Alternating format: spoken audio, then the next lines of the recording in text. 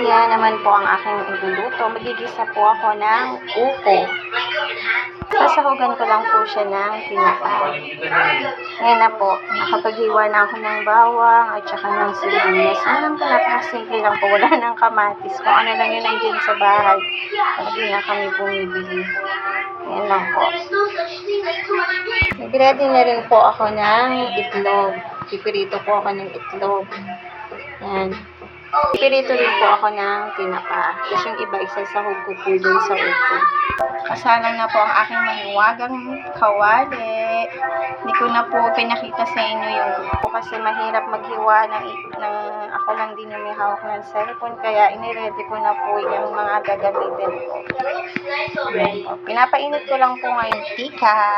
So, pag mainit na, lalagyan ko na po yan ng pinapainit ko po ang kawali. At mainit na, lalagyan ko na po ng mantika. Ayan, nalagyan ko na po yan ng mantika. Kung makikita nyo sa butin lang po kami nagluluto. Nilagay ko na po ang itlog. Kaya lang pong maluto ang itlog. Ayan, kumukulo na ang aking sinaing. Salang na po ako ng sinaing kanina. Para pagluto ng kanin, luto na rin po ang ulam. Binaligtad ko na rin po ang itlog. Pagkaluto po niyan, magpipirito naman po ako ng tinapa. Hintay-hintay lang po maluto.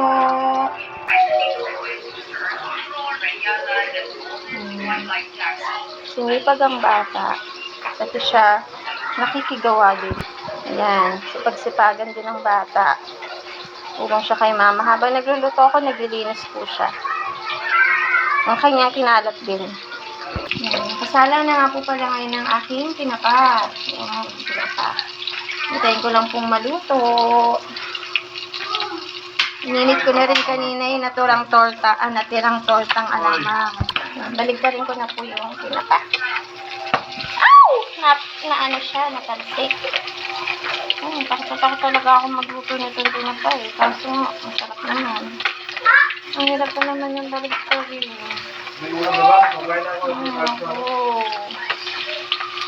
Ayan. Babaligtad ko lang ito. Yan, apo. Yan, nilagay ko na po ang sibuyas at bawang. Alam niyo ako pag nagisa ako, pinagsasabay ko na yan, sibuyas at bawang. Sabay na siya. Dito ko na rin po siya ginisa sa pinaglutuan ko ng prito. Tayo ko lang po siyang maluto-luto. Gusto ko kasi mapula-pula. Halo-halo na. Luto. Lalabas yung kanyang amoy. Kaya ang kanyang katas-katas. May katas-katas. Katas-katas.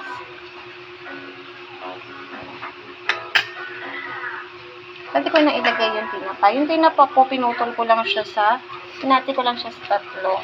Yung isang tinapa, pinagtatlo ko lang ng hato. Hindi na ako naghihimay-himay pa. Naku, dahil pa yung trabaho. Masarap na rin yun. Kasi nakakain ko pa siya. Ayan. So, hinaan ko lang po siya dyan. Sa puntong ito, may punto pa tayo. Sa puntong ito, pwede na natin ilagay ang hiniwa na upo. Ayan.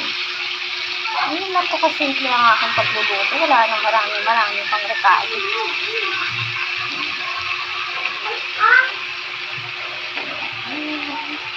Ilagay. Ayan po. Simple yung lutuin lang po. Masarap naman po siya.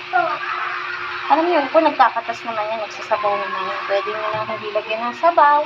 Pwede nyo namang lagyan ng sabaw. Kung mahilig kayo sa sabaw, dagdagan nyo ng sabaw. Naalala ko po dati, nung buhay pa yung tito ko, asawa ni Nanay Esther. Nag-start pa lang ako mag-aral magluto. So, marami kaming tanim na upo sa likod bahay. Si Nanay Esther nagbabantay ng lola ng ospital. So, ako yung naatasan mag-luto. nagluto ako ng upo, nilagyan ko ng tinapa. Gusto ng tito ko yun. Kaya pinagluto niya ulit ako. Kasi hindi ko yung nilagyan ng tubig, as in katas lang or sabaw lang ng upo yun. Maglalagay na po ako dyan ng asin. Kasi gusto ko pag nagigisa, nilalagyan ko na kagad dyan ng asin, ng pampalasa, ng bechin, gano'n. Para, ayan. Ting, ting, ting, ting. Ayan po. Haluin ulit natin pagkalagay ng asin at saka ng bechin. Hindi na po ako, minsan namimili ako ng magic sarap. Kaso, minsan fake yung nabibili kong magic sarap eh. Pag daw fake, puro alat lang yun. Walang linamnam. So, bechin na lang para sure na linamnam talaga. Yan. Dahil lang po natin yan. Maluto. Takpan muna po natin hanggang sa magtubig yung upo. Hintayin lang po natin mga ilang minuto. Kumukulo na siya. Kita nyo nagtubig siya, no? Pero lalagyan ko yan ng sabaw kasi mahilig yung anak ko sa sabaw. Kami, lahat kami mahilig sa sabaw. So, kulang sa amin yung sabaw lang ng upo. Kailangan namin yan. Paglagyan ng sabaw. Yan, kung mapapansin nyo, dumami na po yung sabaw. Dinagdagan ko na po siya ng sabaw at nagpalit na rin po ako ng butane kanina kasi naubos na po siya. So, hintayin lang po yung kumulo. Tapos, okay na. Luto na. Tikman muna kung okay na yung lasa din. Okay na. Ayan, kumukulo na po ang aking gulay. Kumukulo na po. Okay na po ito. Thank you for watching po. Bye-bye.